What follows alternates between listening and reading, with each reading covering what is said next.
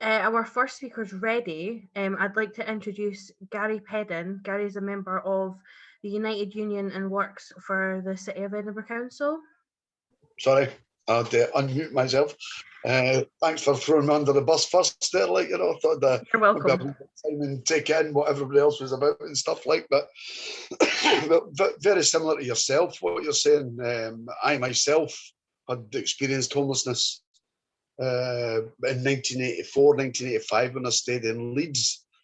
So when I seen this job advertised in 1996, I was quite keen on it. And I've been there 25 years now, like, but the issues surrounding homelessness have changed massively since I started with the council. Initially, we were dealing with young care leavers at 16, 17. They were coming into the homeless system, and exactly what you said, they were given a set of keys with no support, with no assistance whatsoever.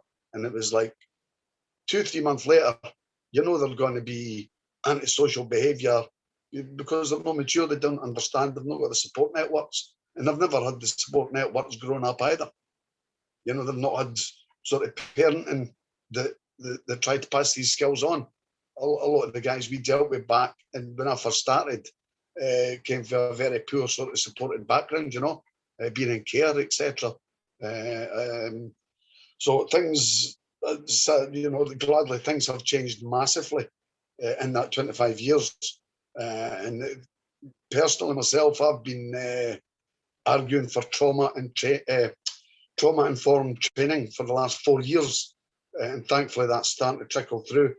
If there are many nippy emails to many managers, that seems to be gaining some ground now, thankfully, and training's starting to get rolled out on that front.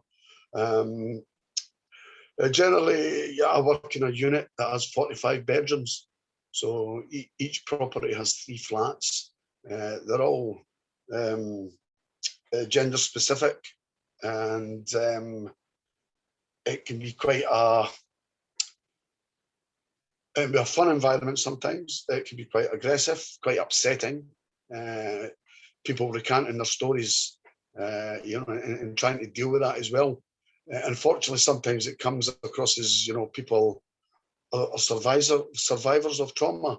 They can be quite agitated all the time, and that comes across quite strongly working within the various units we have in Edinburgh.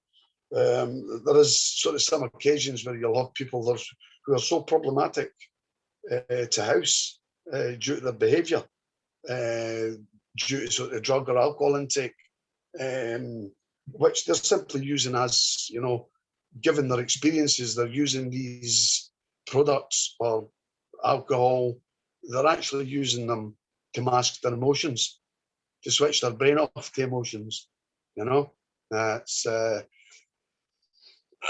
so people can be quite abusive, and I'm very empathetic towards people that have suffered trauma, in their young lives, in young adulthood with no real support, emotional support within that context. I feel I'm just babbling on a wee bit, Stop me if I'm going rogue like it. But one thing that does stick in my mind, I'll say this and I'll let other people chat as well. Certainly within my service, which is homelessness services run by Edinburgh Council, there can be very little support for staff who perhaps maybe a client for whatever reason may take a dislike to a certain member of staff. They've become agitated and quite aggressive for them on a regular basis, and the employer won't support us or help us. So, we're expected to smile and give a good service. But on a throwback of that, people can become very aggressive towards staff. And we're simply told that there's nowhere else for these people to go because of their behaviours. A lot of the support, weird non-support, a lot of the support networks out there won't actually take these people on, which I find hilarious, to be perfectly honest with you. They're given one-to-one support and they won't take these people because they're too much trouble, which I find that mind-boggling, to be fair with you. And I think it's a big issue within the service and the support groups for homeless people. I'll stop babbling now. I'll give somebody else a chance.